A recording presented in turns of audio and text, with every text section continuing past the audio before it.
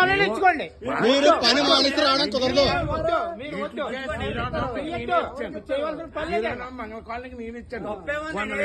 కానీ బైబిల్ పెట్టుకుని రాకూడదు కదండి. ఆ మతానికి మాకు సంబంధం ఏముంది?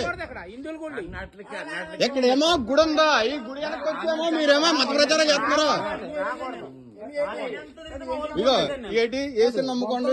ఎవరు కష్టమవుతుంది అంటే ఎవరు పేరేమో బొంతల కష్టమవుద్ది, సర్టిఫికెట్లు ఏమో హిందూ సర్టిఫికెట్ ఏమో బతుకుతారు. వీళ్ళు వెళ్ళేదేమో చర్చలకి. అది ఎందుకు కాదు, మీ తాతలు మీ నాన్నలు మరి అందరూ కూడా హిందువులే. మరి మీరు మతం ఎందుకు మారారో మీరు అర్థం కావట్లేదు. ఓడి మళ్ళీ మతాలు మారమని వచ్చి బుక్కులు ఎత్తున్నారు. మీ దగ్గరకు చెప్తున్నారా? అది ఇంకా రాలేదు కదా. ఏంటి రాలేదా?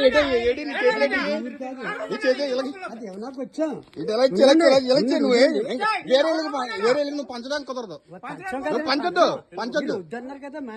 నేను ఎవరమ్మా ఇక్కడ గుళ్ళో చూడగా కదండి పంచొద్దండి.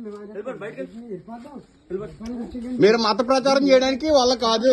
మీరు మత ప్రచారం చేయాలంటే భారతదేశంలో వెళ్ళిపోండి. ఇజ్రాయెల్ ఆడకపోయి అక్కడ మత ప్రచారం చేసుకోండి. భారతదేశంలో ఉండడానికి వీలు లేదు. భారతదేశంలో హిందువులు తప్ప మత ప్రచారం చేయడానికి లేదు. క్రిస్టియన్ మతం వాళ్ళు తిరగడానికి కూడా లేదు.